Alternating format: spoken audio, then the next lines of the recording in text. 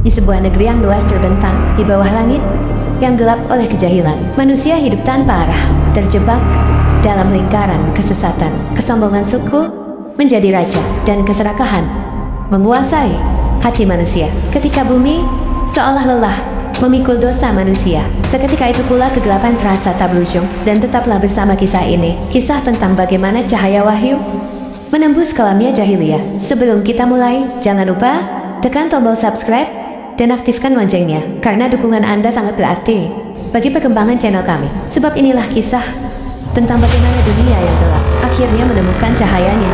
Bayangkan, sebuah dunia yang tenggelam dalam kegelapan moral dan sosial, di mana cahaya, pengetahuan dan keadilan masih belum menyinari hati manusia. Itulah gambaran periode jahiliyah.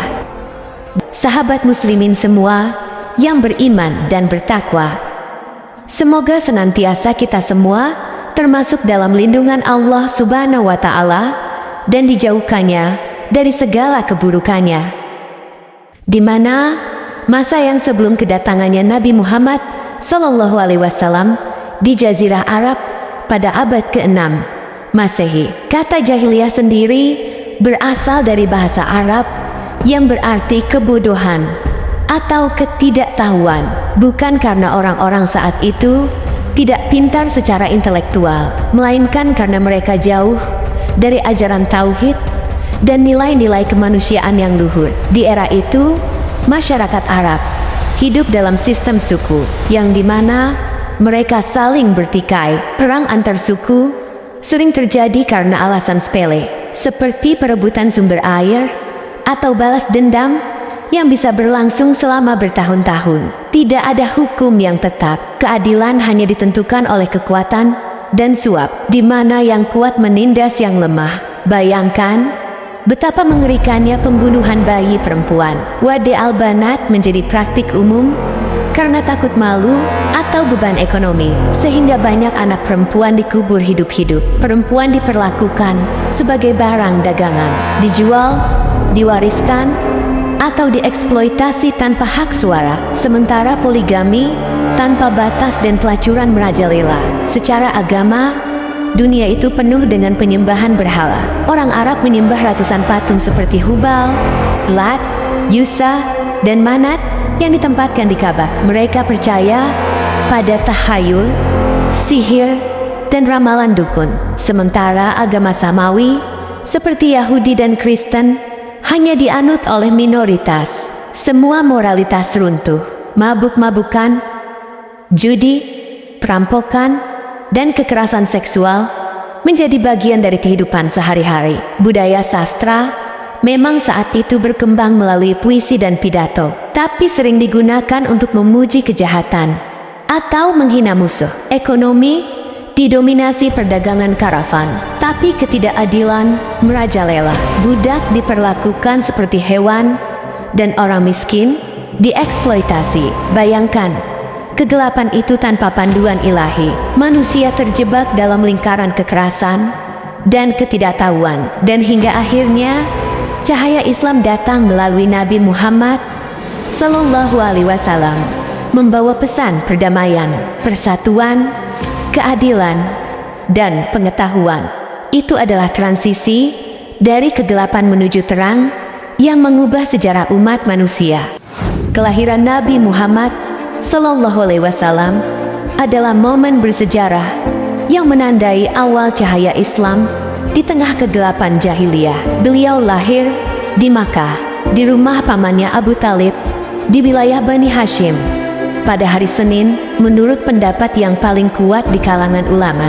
Tanggal kelahirannya adalah 12 Rabiul Awal pada tahun Gajah, yang setara dengan sekitar 20 atau 22 April 570 Masehi. Tahun Gajah merujuk pada tahun ketika pasukan Abraha dari Yaman menyerang Makkah dengan pasukan gajahnya untuk menghancurkan Ka'bah, tapi gagal karena mukjizat Allah dengan mendatangkan burung-burung ababil yang melempari dengan batu panas ke pasukan gajah Abraha tersebut. Seperti yang diceritakan dalam surah Al-Fil, Nabi Muhammad lahir sekitar 50 hari setelah peristiwa itu dari ayahnya Abdullah bin Abdul Muthalib dan ibunya Aminah binti Wahab. Sayangnya, ayahnya meninggal sebelum beliau lahir dan ibunya wafat ketika beliau berusia 6 tahun, sehingga beliau diasuh oleh kakeknya Abdul Muthalib, kemudian pamannya Abu Talib. Kelahiran beliau disertai tanda-tanda yang amat luar biasa. Cahaya terang menerangi istana-istana di Syam dan Persia. Api suci di Persia padam setelah ribuan tahun menyala, dan istana Kisra di Persia runtuh sebagian. Tempat kelahiran beliau kini menjadi sebuah perpustakaan di Makkah dekat dengan Masjidil Haram.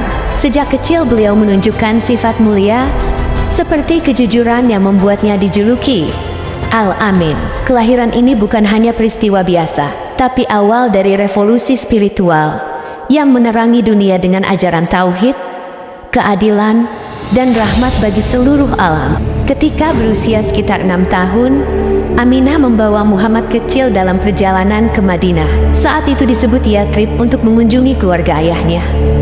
Namun, dalam perjalanan pulangnya, Aminah jatuh sakit dan meninggal dunia di sebuah tempat bernama Abwa. Dengan demikian, beliau menjadi yatim piatu pada usia yang terbilang sangat muda. Setelah itu, pengasuhan beliau diambil alih oleh kakeknya Abdul Muthalib, yang mana merupakan seorang pemimpin Quraisy yang sangat disegani. Di bawah asuhan kakeknya, Muhammad kecil belajar tentang nilai-nilai kehidupan masyarakat Mekah, termasuk perdagangan dan tradisi keagamaan yang saat itu masih politeistik. Namun sayangnya, Abdul Muthalib meninggal dunia ketika Muhammad berusia 8 tahun dan meninggalkan beliau dalam asuhan pamannya Abu Talib. Abu Talib adalah seorang pedagang yang tidak terlalu kaya, sehingga Muhammad muda mulai bekerja untuk membantu keluarga beliau, bekerja sebagai penggembala domba dan kambing milik orang-orang Mekah. Sebuah pekerjaan yang sederhana, namun membentuk karakter beliau menjadi orang yang sabar, mandiri, dan dekat dengan alam. Pengalaman ini juga memberinya waktu untuk merenung dan mengamati kehidupan yang kelak menjadi dasar dari pemikiran spiritualnya. Pada usia remajanya sekitar 12 tahun, Muhammad ikut pamannya dalam perjalanan dagang ke Suriah atau Syam. Dalam perjalanan ini, beliau bertemu dengan seorang rahib Kristen bernama Bahira. Ia melihat tanda-tanda kenabian pada diri beliau dan memperingatkan Abu Talib untuk melindunginya. Pengalaman perjalanan ini memperluas wawasan beliau tentang dunia luar dan berbagai agama. Setelah itu, beliau semakin aktif dalam perdagangan, bekerja sebagai agen dagang untuk orang-orang kaya di Mekah. Karena kejujuran dan integritasnya yang tinggi, beliau dijuluki Al-Amin atau yang terpercaya, dan Asyadik atau yang benar oleh masyarakat. Pada usia 25 tahun, Muhammad dipekerjakan oleh Khadijah binti Khuwailid, yang mana seorang janda kaya dan saudagar sukses yang lebih tua 15 tahun darinya. Beliau memimpin karavan dagang Khadijah ke Suriah dan berhasil membawa keuntungan sangat besar, dan berkat keahliannya, akhirnya Khadijah terpukau dengan karakter beliau. Lalu Khadijah pun mengajukan lamaran pernikahan melalui perantara, dan mereka pun menikah pada tahun 595 Masehi. Pernikahan mereka sangat bahagia dan menghasilkan seorang 6 anak, 2 putra yaitu Qasim dan Abdullah. Yang keduanya meninggal di usia kecil, serta 4 putri yaitu Zainab, Ruqayyah, Ummu Kulthum, dan Fatimah. Khadijah menjadi pendukung utama beliau, termasuk saat beliau menerima wahyu pertamanya. Ketika Nabi Muhammad SAW menerima wahyu pertama di Gua Hiro pada tahun 610 Masehi, beliau pulang ke rumah dalam keadaan gemetar dan berkata kepada istrinya Khadijah, "Zamiluni, Zamiluni, selimuti aku, selimuti aku." Lalu Khadijah langsung menenangkan beliau, menyelimuti dan mendengarkan cerita beliau dengan penuh perhatian. Setelah itu, Khadijah memberikan dukungan yang sangat luar biasa dengan mengatakan kata-kata yang sangat menghibur dan penuh keyakinan. Demi Allah, Allah tidak akan pernah menghinakan engkau selamanya. Engkau adalah orang yang menyambung silaturahmi, berkata jujur, menanggung beban orang lain, memuliakan tamu, dan membantu orang yang ditimpa musibah.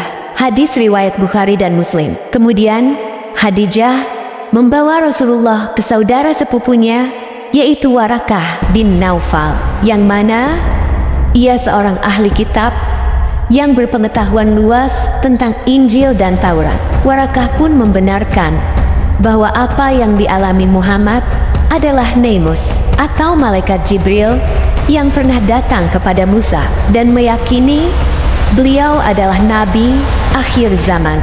Dukungan penuh Khadijah ini menjadi sangat penting karena beliau adalah orang pertama yang beriman kepada kenabiannya, baik di kalangan wanita maupun secara keseluruhan, memberikan ketenangan emosional dan psikologis di saat Rasulullah sangat ketakutan dan bingung, menjadi pilar kekuatan di awal dakwah yang sangat berat. Karena itulah Rasulullah Shallallahu Alaihi Wasallam sangat mencintai dan menghormati Khadijah sepanjang hidupnya. Bahkan setelah wafatnya Khadijah, beliau masih sering mengenang dan mendoakannya, hingga Aisyah pernah merasa cemburu karena seringnya nama Khadijah disebut-sebut. Jadi, dukungan Khadijah pada saat wahyu pertama turun adalah salah satu bukti keagungan akhlak dan keimanan beliau sebagai Ummul Mukminin dan istri pertama yang paling setia mendampingi perjuangan Rasulullah.